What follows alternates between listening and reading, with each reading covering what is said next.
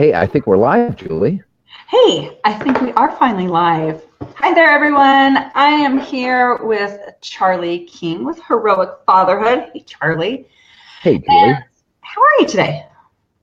I'm good. I'm good. I'm fighting. I am pushing back against jet lag today. That's my thing. I'm back east. I'm back in Boston visiting my mom, and I flew in yesterday, and I got up and went to a 6:30 a.m. yoga class this morning, which meant that I was at a 3:30 a.m. yoga class according to my body. Okay, I'm impressed. That's early. I'm not sure you should be. Well, I know. Let me jump into why we're here, and then I'm sure Charlie and I will have a nice little conversation about kind of the chaos that's our lives right now.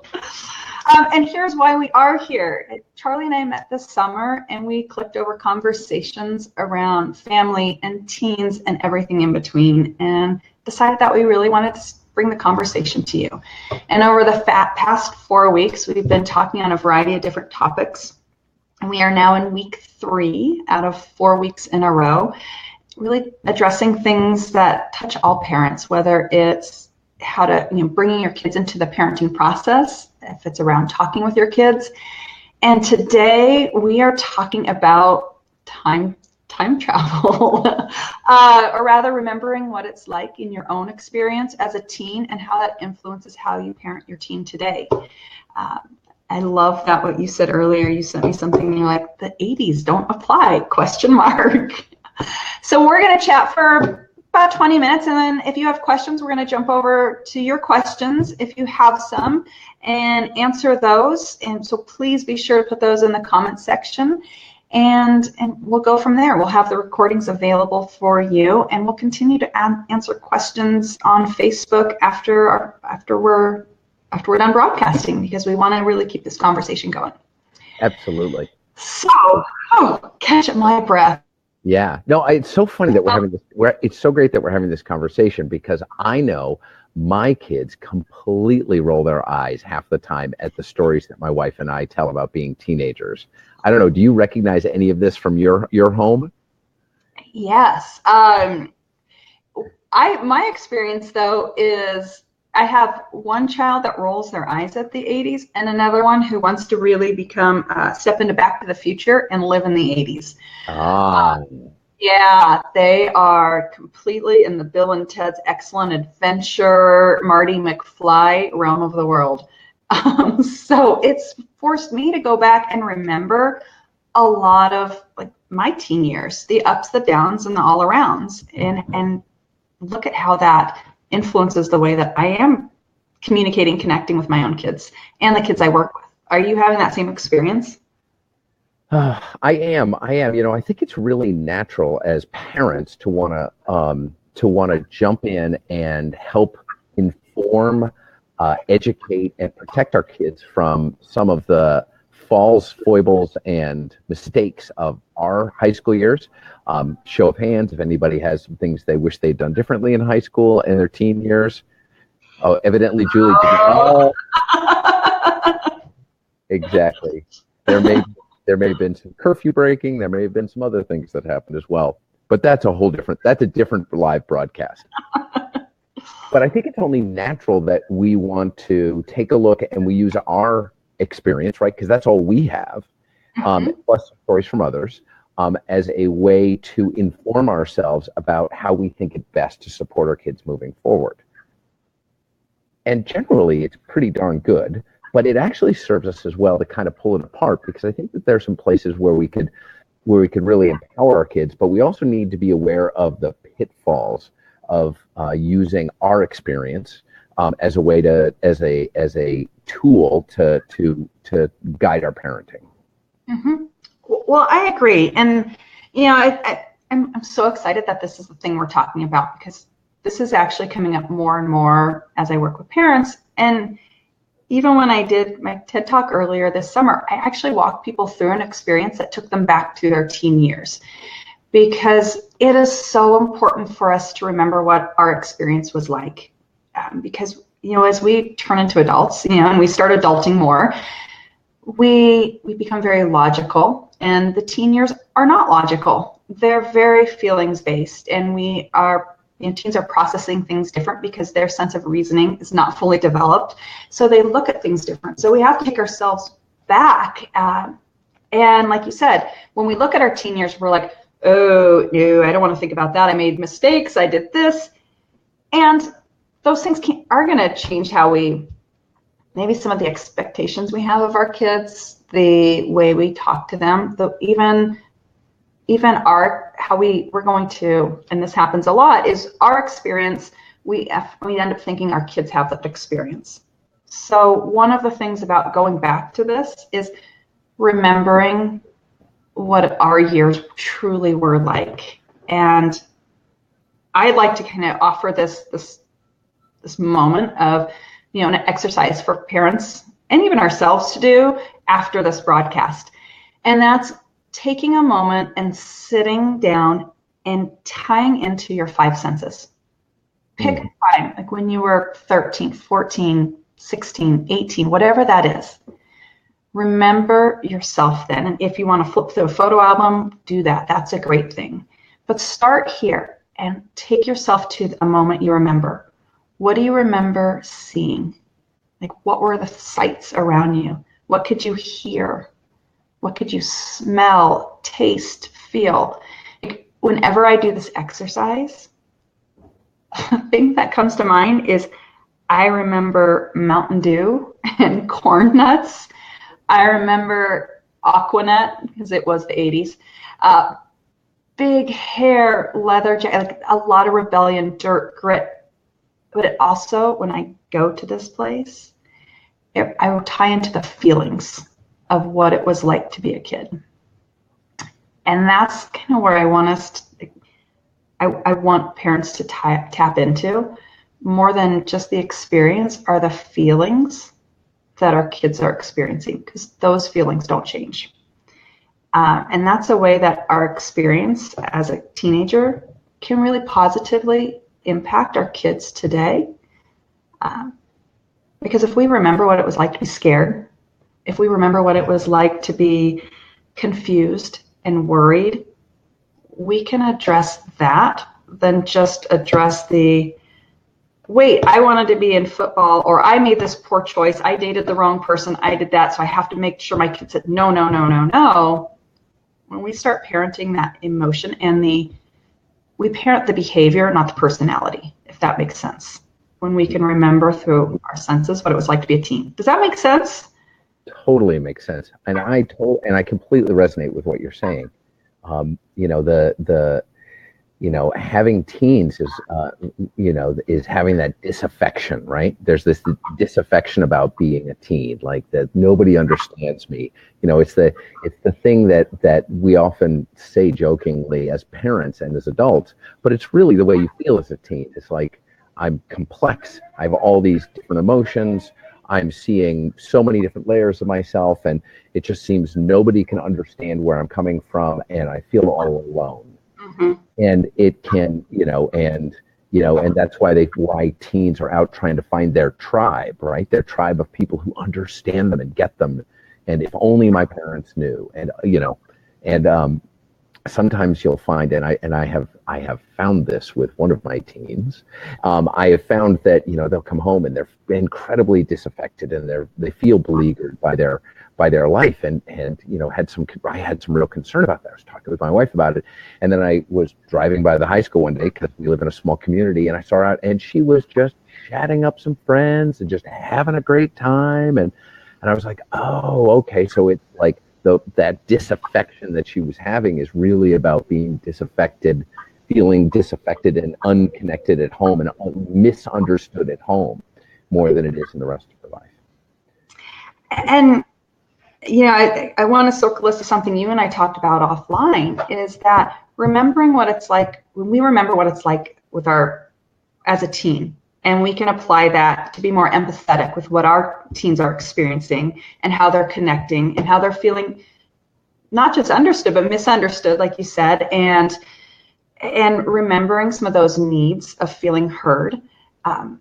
We can remember that, but there's something that you had mentioned, which is so important, that the more we tap into remembering what our experience was, For some, there is a pull to relive our teen years. And that's when it becomes very ineffective, is when we start showing up as a teen ourselves. Our kids don't need us to be a teen. And I know that you've had experiences where you're like, huh? That's, and we all have, where we meet people like, huh, that's curious. When we see, how it's not even about showing up with their teens, but showing up for parents, showing up for themselves as the teen. And then you've got a teen raising a teen, which isn't as effective either. Right. And that's when, we were talking, I think that's, when we were throwing around ideas of, do the 80s really apply? Question mark. Yeah.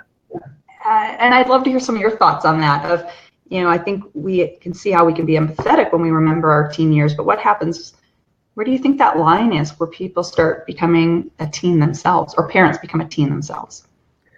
Yeah, the distinction between being the teen and being, like empathizing with your child and getting where they're at without jumping back into the sort of the reliving it, or like the distinction between sympathy and empathy. Like I can understand where you're at, and that's the empathetic part. But if I go in sympathy, I'm going where you are, and I think that's something that parents need to be super aware of. And I certainly see this with parents who make their kids their best friend. And I think that where our kids, while that may feel really good, and it actually may, and some parents make their allow their teen to sort of become their personal confidant. The challenge of that is that you end up, the kids end up addressing adult issues that they're not yet ready for, and it's hard for you to distinguish yourself from when you need to be the adult. That the kids there's no longer a clear distinction called, like, I thought you were my friend, I thought you were my buddy. Now you're like throwing all this stuff at me like you're my dad. Whereas, it's like, no, that's my job. And, we can joke around about some stuff, and there's no, like, there really isn't a black and white. It really is all gray, just like everything else in parenting. And I know that my son and I have this thing where we have a lot of fun together. My son doesn't have a brother. We're both very physical. We like to wrestle and make fun and have a good time. But we like try and make that distinction. It should be like, okay, so like, this isn't about being buddies. This is about like this, whether it's a behavior or a conversation or language or music, or, where there's that place is making it super clear. Like, so I'm actually just stepping back from that, and like, we need to have a different conversation, from your dad. And so I think that being super clear about who you're going to be. And I think parenting can be super lonely for parents, especially single parents, single dads, single moms out there, and where you're feeling isolated enough. It can be super easy to bring your kids in and have them be like an extension of your friends. And I think that has some real pitfalls to it. And I think we have to be super aware, because even from a functional standpoint, it makes it harder for you to get done what there needs to be get done. You actually are lining yourself up for battles, because it's like, hey, if my best friend doesn't agree with me and they want me to go do this thing with them and I don't want to, I just say I don't want to, and then I'm willing to go, tooth and nail to them. Whereas that like, I'd like to think that to a certain extent they wouldn't do that in the same way if a parent came to them with that request or direction. Well, and I agree, and I think one.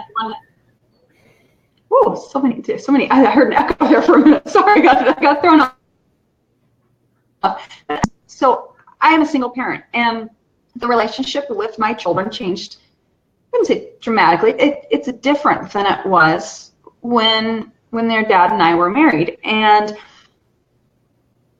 I had to establish the boundaries. And my kids and I have a very different relationship than, the next person may have with their kids. So it is important to figure out your own ebb and flow. And we have a friendly relationship, but it is very clear that I'm mom. And what I always say is, like, when there's something around, like, I always say, I'm going to be very momish Like that's the kind of the word around here. And they're like, oh, and we have very clear boundaries around when I say, I'm here for you. I love joking. I love having this. I love the relationship we have, and we have a lot of fun together. And I've got to be mom.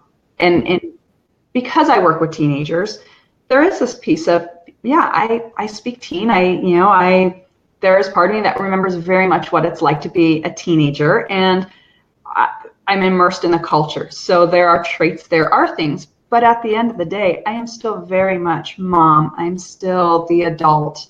I am the guide. And it's a fine line for all of us, even the most aware, because we want, when things are good, we're like, yes, I want to buddy them. I want to do that. But when even in the most friendly circumstances, like with I think sounds like what you have with your son and your family, and what I have with my kids, I am very aware that I can never parentalize my kids. And what that means, for those that aren't familiar with the term, is that kids become the parent, and they start parenting you as the adult. And that means they know too much about what's going on. They're dealing with adult issues. And yes, kids are taking on adult issues because that's part of it, but they shouldn't be the warehouse for it. They shouldn't feel that it's their responsibility to take on your issues, your concerns, and that they have to be the grown-up in the house. And that's where that distinction is, remembering what it's like to be a teenager, but not being the teen. The visual I have is, if you remember that movie Mean Girls, and there was the mom that came up, and she wanted to be the high school best friend. She wanted to be the best friend. Don't be that. Don't like, I rarely say don't do that. That puts your child and yourself in a situation where there's no roadmap. Yes. And that's what's important. Yeah, and I really love what you just said there, especially around the parentalizing. Now, look, nobody expects us all to have it worked out, right? Like, we're not expected at any point to have it all worked out as adults, regardless of what it felt like as a kid, that, oh, your parents know everything. And we don't have to tell our kids that we know have everything worked out. But what they need from us, though, is to go, I may not have it worked out, but I do know this, that it's all going to be okay. And it will work its way out. And, like, as parents, as adults, as men, as women, sometimes we struggle. The place for us to work those struggles out, those personal issues out, is not with our teen. Those are for working, like, this is why we have friends. This is why we have other parents. This is why we have parent groups. This is why we have school groups. This is why we have therapists. This is why we have coaches. This is why we have support groups, is to work out these issues so that they're something that, we can show that we're actively working on,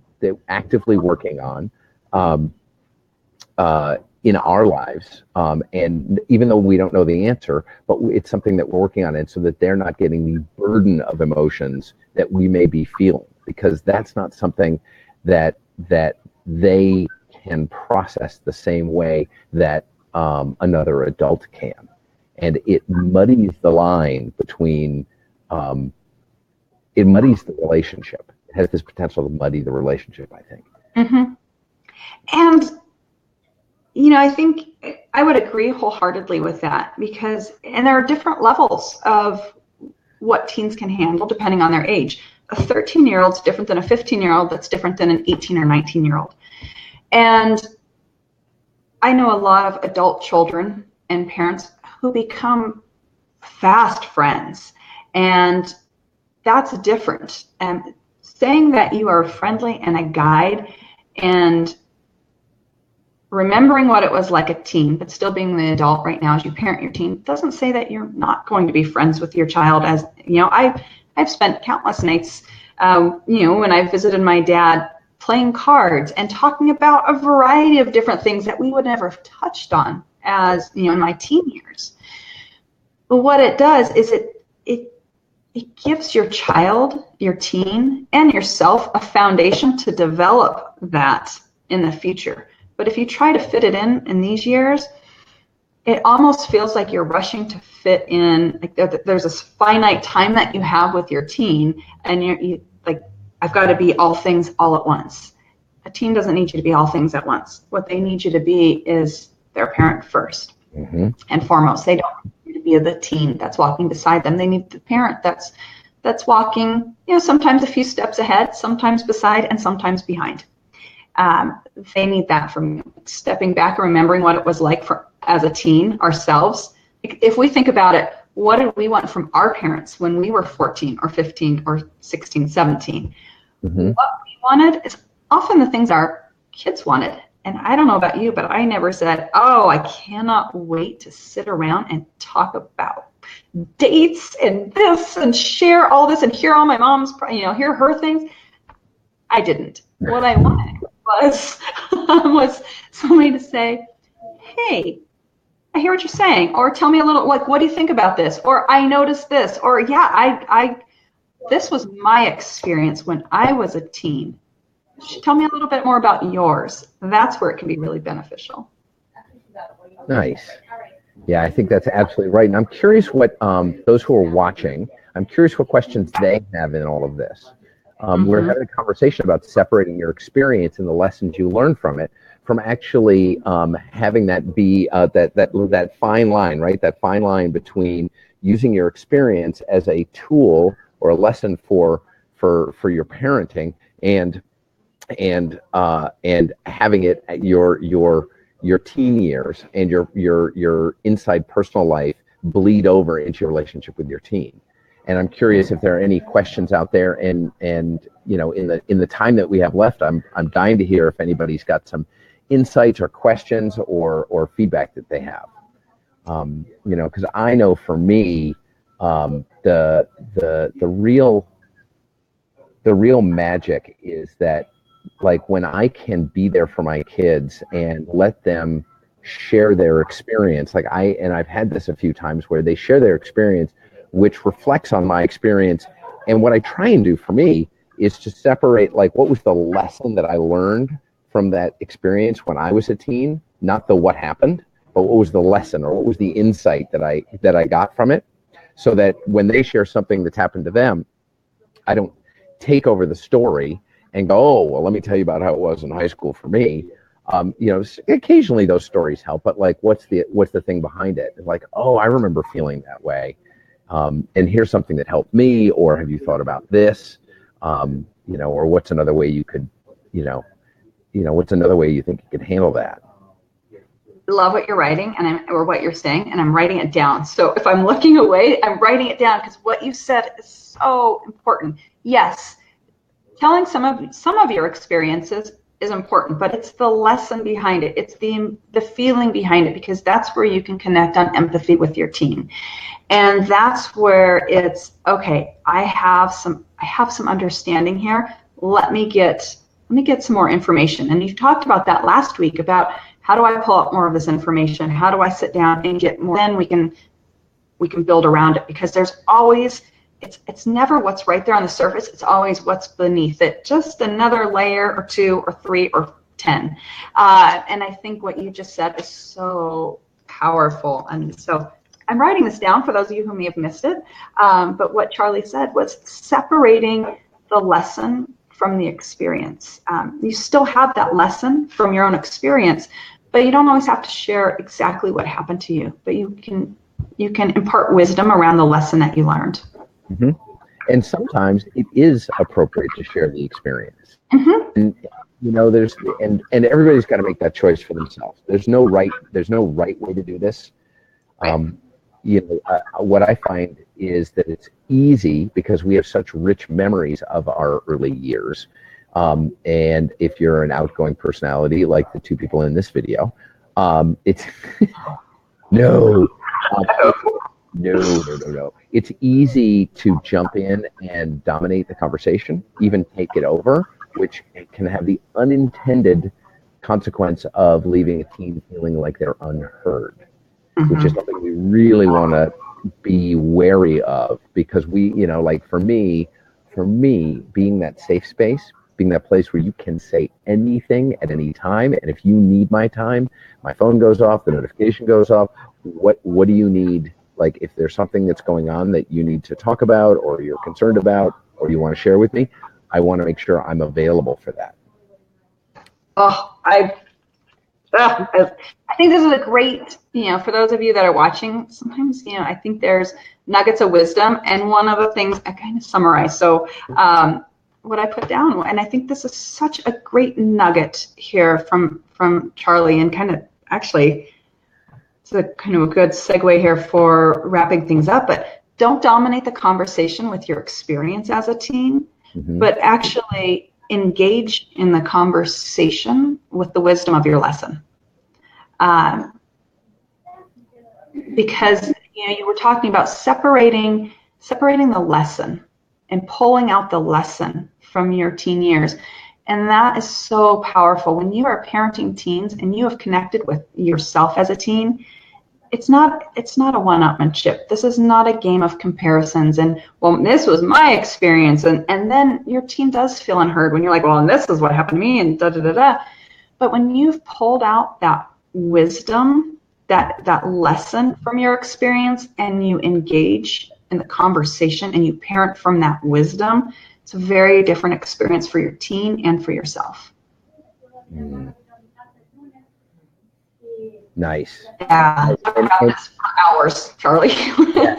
and when we can share that lesson, really like that, and like capture that lesson in our language, just share the lesson, it lets them map that onto their experience. Because otherwise it could feel like, regardless of whether we see a connection, it can feel like a square peg round hole that we're trying to make their story or our story their story. But what, here was my experience, does this sound familiar? Does this feel like it fits? Is this, I remember when something like that happened to me when I was younger, and it left me feeling like this. And does that feel like it does to you? And, there they can say, yeah, that's totally how I feel. Or no, that's not really how I feel. Oh, good. Well, then where did it leave you? How do you feel? And then that's just another invitation for them to sort of, you can call it, like the metaphor of an opening a flower or pulling back the layers of an onion. Like you get to, in those silent moments where we ask them to reveal themselves and be like, there is no bad question. It's like sometimes we have no idea one of my favorites is like, sometimes we have no idea what's going on with our teens. And we hesitate to ask the question because we're like, I don't know if that's what's going on. Sometimes asking the question, even if it's wrong, is better than none at all, because you ask the question and they go, no, that's not what's going on. And like, oh, cool. I'm so glad you said that. What's well, then can you share with me what is? Like, what is going on? I see this, and so I thought it might be that. Oh, it's not that great. Well, then what is it? And even a bad question is better than no question at all. I love that, and I agree. And I think I actually think that is just, that whole thought is a powerful place for us to start wrapping this up, because you said two things: is don't let your experience become your teen's experience. And probably one of the best ways to avoid that is to ask the questions. It doesn't matter what the question is. And really, it's not that there's good questions or there are bad questions. There's just questions. Sometimes they hit the mark, sometimes they don't. But you won't know unless you ask the question. Yeah. And if you have questions for either of us, post them in here. We have one more week of this, but we're gonna keep these going. We're still gonna have these videos available for you to listen, and we have no shortage in wanting to talk and connect. So ask the questions, because we want to keep this conversation alive, whether it is here on Facebook Live or just on Facebook and talking in the comments section or on our webpage. And one of the things, because this is the first time we've posted on my stream, we didn't ask, where do people find you? Like, where do they find you, Charlie? People find me at the Heroic Fatherhood page, which is facebook.com/Heroic Fatherhood. They find me at Heroic Fatherhood on Instagram, at Heroic Fathers on Twitter, and you can always find me on Facebook at Charlie King. And those are all the good places to find me. And Julie, where can people find you if they're just checking in? Well, that's a great question. Well, besides here on my page, the best way to find me, is at juliesmith.com or whattodowhen.net. And I'm on all social media platforms at ITS. It's Julie Smith. So we both said we want to keep this conversation going, and we would love to hear from you today, tomorrow, or any day. And we will be back next week for our 4th conversation. Yay! It's been so much fun. It's gone so fast. And so we will be back next week. And just for folks that are tuning in, just a reminder that, one of the conversations that we've had is like, we're going to take what we've learned from this and see if there's some place to take it moving forward. Like, is there traction to take on additional topics? Is there interest for us to continue these conversations and expand it? Or what comes next from there? So if you have some insights, if you think this is a great idea, we'd love you to comment. We'd love it if you'd be willing to share it with friends. And we will be here next week. Looking forward to being with you all again. Absolutely. And until next week, make it a great week. And I have to tell you, after this talk, I think I'm inspired to watch Back to the Future again. So that's on my list. Fly all over. Get your DeLorean out. Well, thank you, everyone, for joining us. Thank you, Charlie, and we'll see you next week. All right. Thanks, Julie. Bye. Bye-bye.